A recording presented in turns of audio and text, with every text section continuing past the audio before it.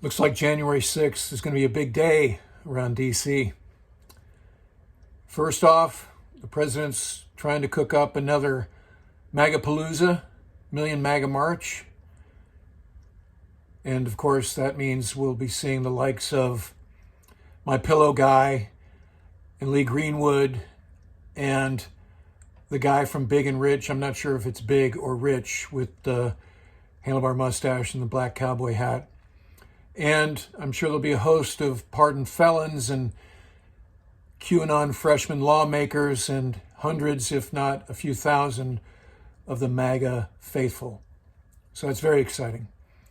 The other thing happening on January 6th is Congress will be counting the votes that were cast by the Electoral College on December 14th. And as we discussed in a previous episode of the show, on December 14th, there were no faithless electors, meaning all of the Electoral College cast their votes in accordance with the will of the voters they represent. And although the counting of votes is normally what we call a pro forma evolution, meaning it's kind of boring and none of us ever really know it's even going on, as most things in the era of Trump, this has the potential for some chaos and bumping up against the guardrails of the Republic once again.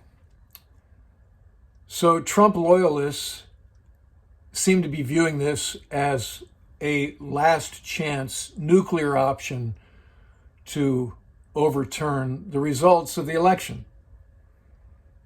So just to review the chronology, election held around November 3rd, mail-in ballots, absentee ballots, in-person voting, and there was a record number of voters this year. 156 million people voted. And in the popular vote, about 81 million voted for Joe Biden, about 75 million voted for Donald Trump. The Electoral College results were 306 Biden, 232 for Trump. So what does this nuclear option look like?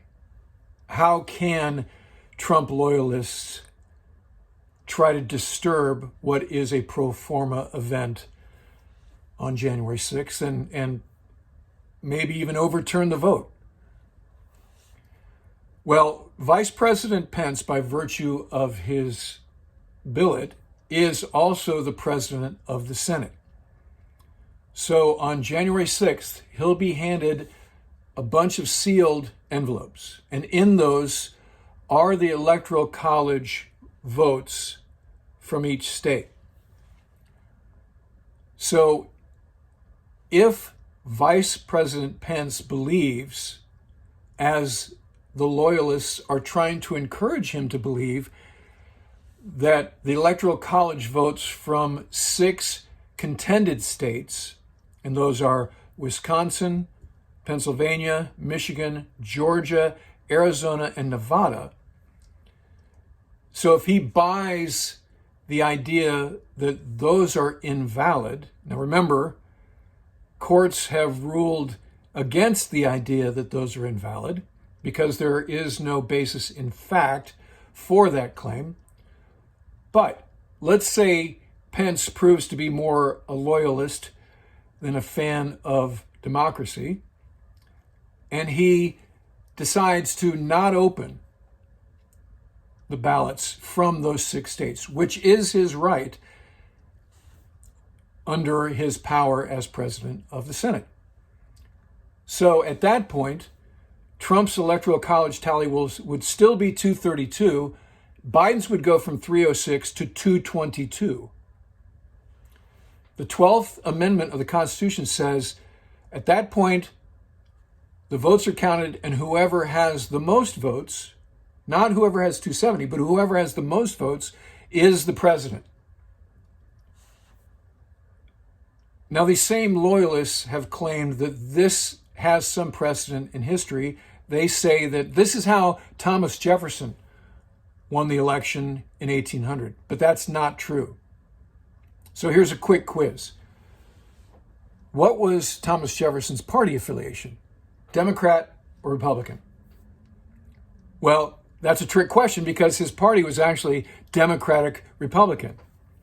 So Jefferson ran against John Adams, who had a failed presidency as the second president of the United States. Very close election.